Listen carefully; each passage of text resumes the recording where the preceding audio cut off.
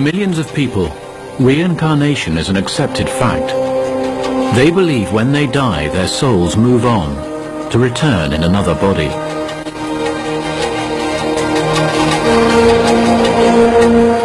We are making huge strides in unlocking the secrets of memory and brain.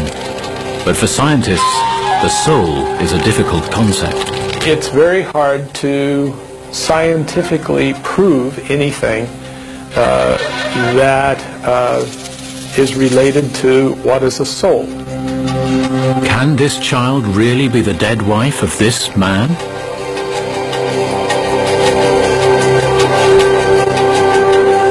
And the mother of a boy her own age? Can this girl carry the spirit of a dead teenager? How can they remember their past lives? But I do believe that reincarnation should be taken seriously. There are many strange stories of people claiming to remember earlier lives that at first glance defy explanation. Benares, northern India. The holy river Mother Ganges flows through the city. Hinduism is one of the world's oldest religions, with millions of followers. For them, life does not always end in death. Along the banks, funeral pyres for the dead. Only immersing the ashes in the river will release the soul from the cycle of rebirth and suffering in this world. Karma is the Hindu law that controls reincarnation and our places on the ladder of existence. Good deeds will be rewarded, bad punished, giving everyone a chance to redeem themselves.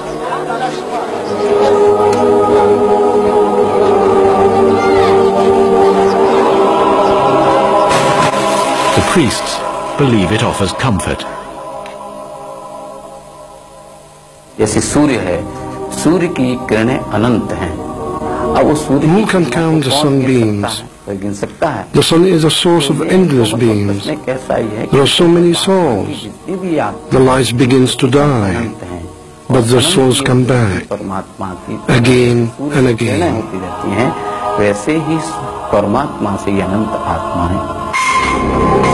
Thousands of tales of reincarnation exist in India. On the 11th of December 1926, a girl is born in Delhi. For Hindus, she was to become living proof of their beliefs. Her name was Shanti Devi. Until the age of 4, she never spoke. When she did, her first words were explosive.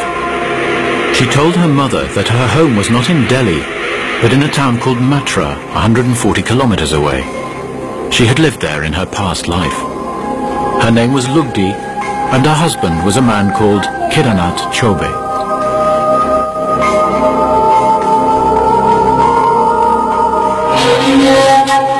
Shanti was able to describe the town in astonishing detail, even though she had never been there. She could even remember how she died, giving birth to her son 7 years earlier.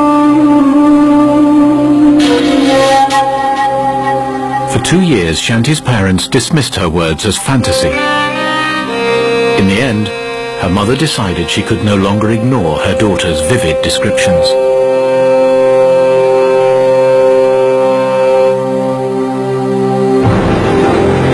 So one of Shanti's uncles travelled to Matra to investigate her claims. What he found seemed to confirm her story. There was a clothmaker living in the town. His wife Lugdi had died in childbirth the year before Shanti Devi was born.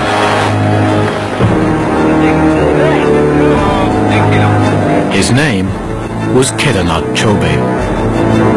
Was Shanti his wife reborn? Dr. Ravat is one of India's leading specialists on reincarnation.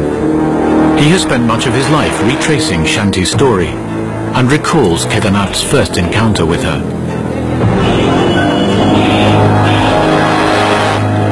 when Kedarnath came to Delhi, and there were a lot of people very curious to know whether Shanti had been talking all nonsense or there is truth in it. But when in the morning Kedarnath very openly and clearly stated that I am 100% convinced she is Dugdhi, the whole thing spread like fire, and hundreds and hundreds of people used to come to see this child. In the 1930s, India was in turmoil as the country struggled for independence from British rule.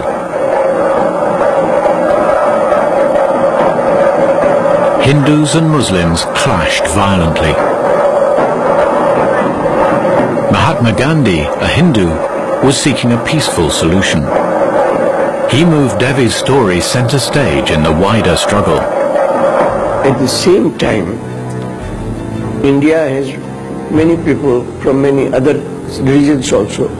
They said that it is, the whole story is a propaganda done by Hindus in order to promote their religion.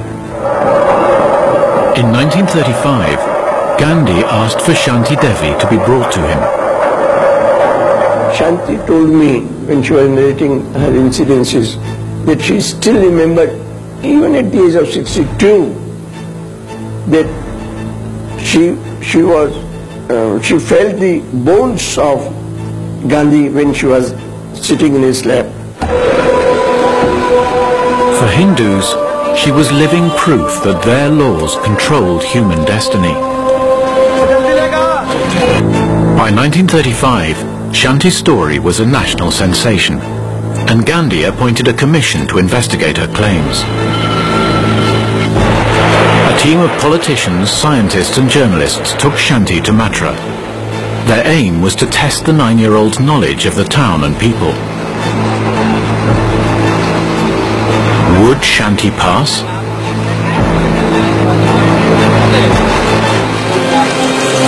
When the team arrived in Matra, they were astonished by how much the child knew. She answered many questions correctly, although several she got wrong.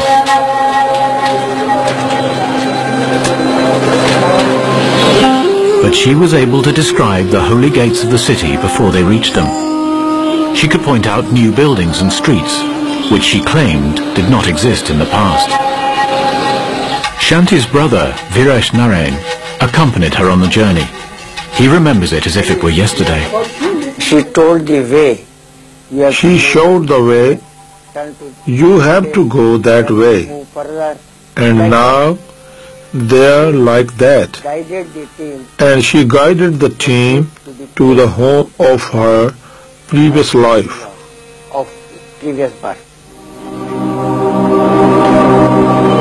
Outside the clothmaker's shop, Shanti Devi met Namanda Bay, who would have been her sister in her past life.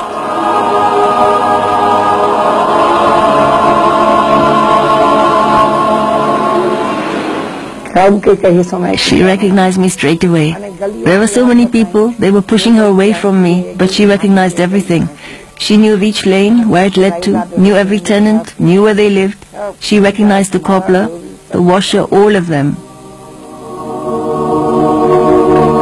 The trip culminated in a dramatic encounter. 9-year-old Shanti met 10-year-old Navneet, the son she died giving birth to. Mother and son meet for the first time. They pointed at me and asked Shanti Devi, "Who is that?" And she said, "That is my son." "How did you recognize him?" She said, "My soul has recognized his soul," and she began to cry.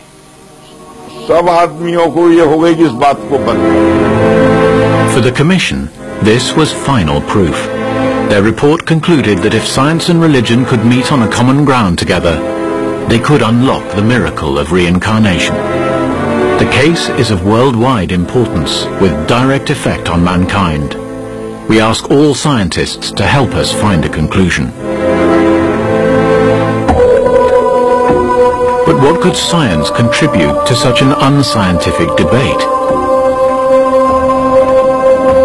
In America, the McGovern Institute for Brain Research tries to unlock the mysteries of human memory.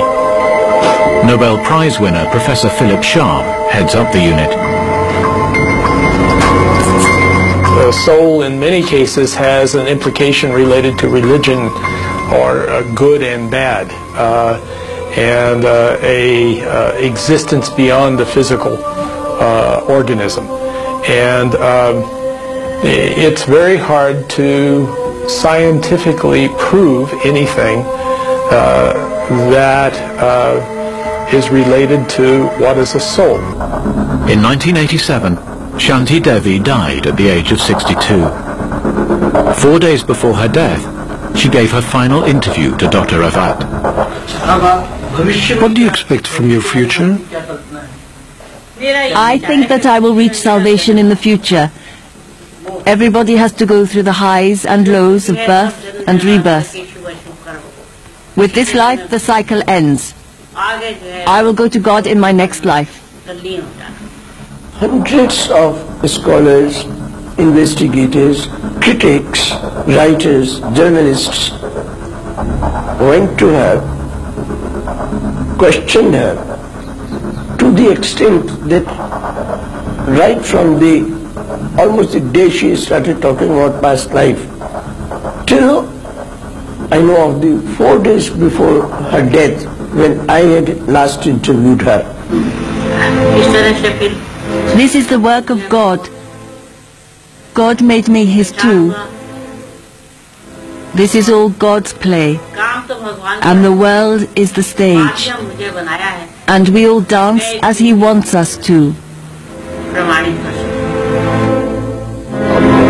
It says in the Holy Scriptures that reincarnation exists. My mother proved it and showed everyone that there is such a thing as rebirth. She was living proof, and all those people who didn't believe in it had to accept that there is a reincarnation.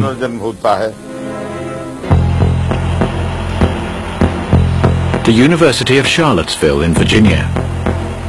Here in the Personality Studies Division, modern science is coming head-to-head with the mystical beliefs of reincarnation. The unit tries to establish hard evidence of the truths behind the stories such as Devi's. They use the information to assess the potential applications in understanding the human personality.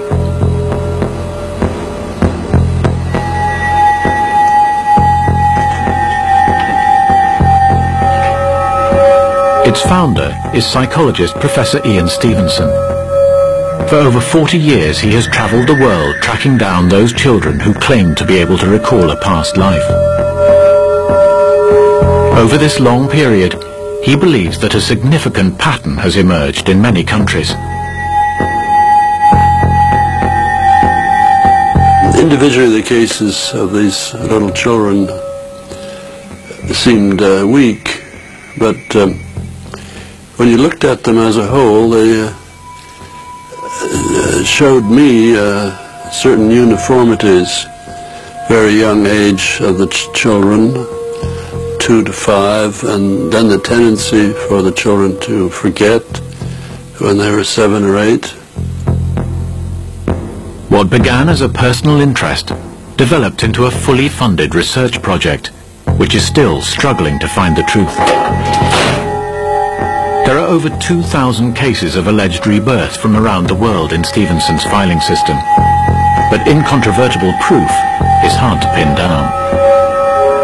Well, my conclusion so far is that for the strongest cases, reincarnation is the best, but not the only explanation. We don't have any perfect case. They all have some flaw. And so I've never claimed we have anything like a proof of reincarnation. But I do believe that reincarnation should be taken seriously as a possible explanation. Stevenson cross-checks all available details of the children's stories, but he also looks for physical signs, traces of the violent deaths from which many of the children claim to have died. A small number of the birthmarks are very similar in appearance to birthmarks that nearly everybody has, what we call melanocytic nevi. But most of the birthmarks that I and my colleagues have described are much more substantial.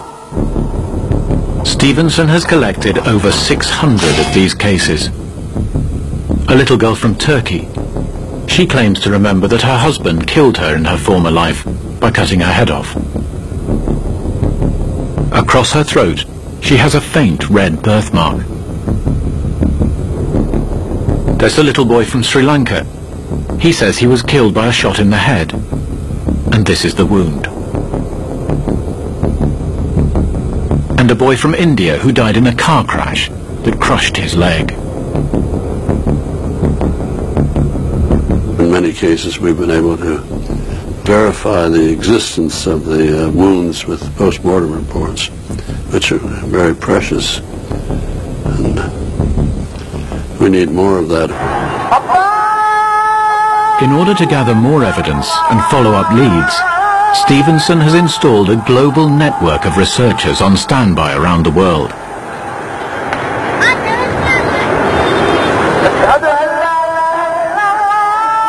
In 2003, in southern Turkey, a curious case came to light.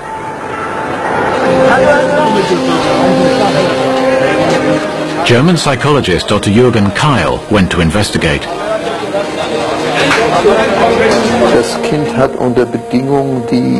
Under circumstances that I would call good, the child was able to give me information that, in my opinion, could not possibly have come from her current life.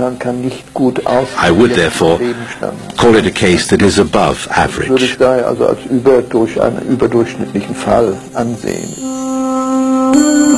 In 1998, a young Turkish girl, Atra Kapi, died of brain injuries in a car crash in her home of Antakya.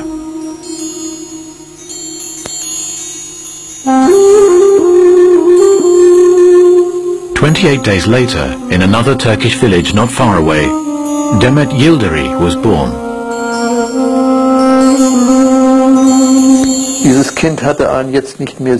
This child had a birthmark that is now faded, and we certainly can't say that it was definitely connected to the accident, but it is the same place where Atra was fatally injured.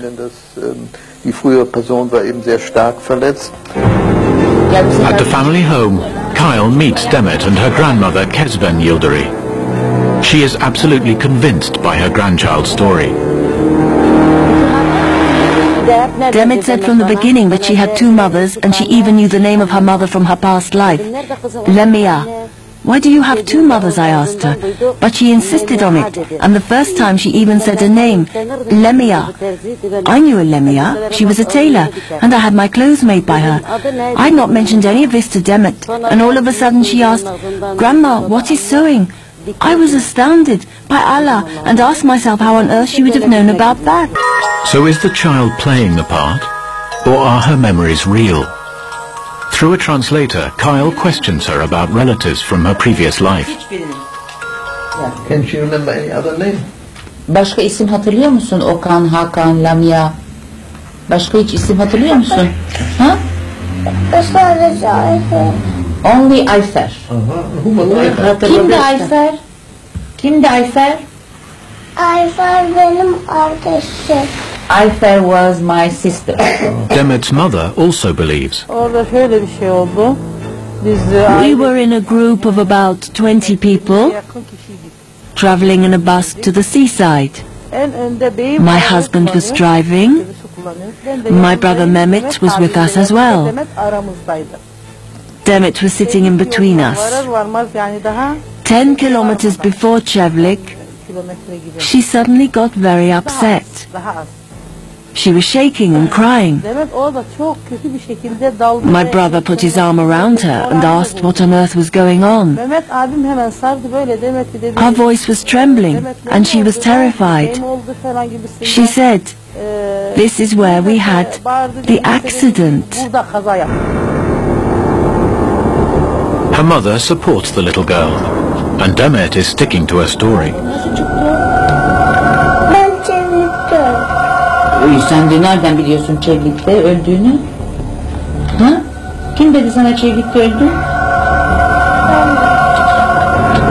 She said she died in Çevlik.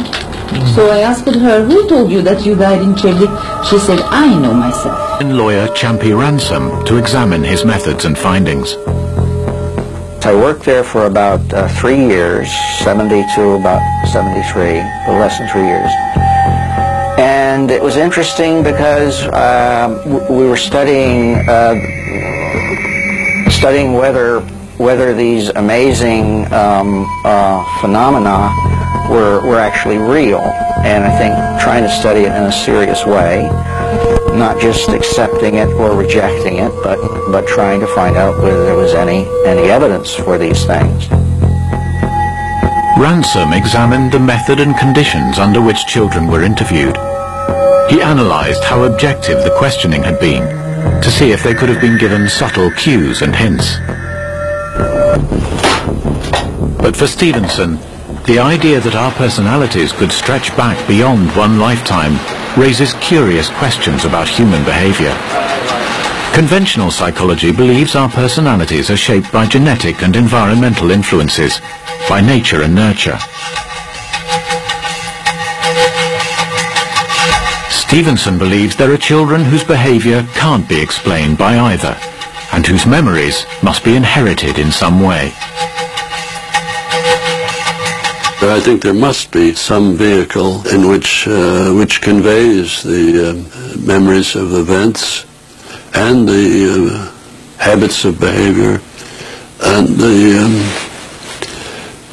birthmarks and birth defects when these occur. They can't, I think, just occur from one to the other instantly. There must be some intermediate carrier.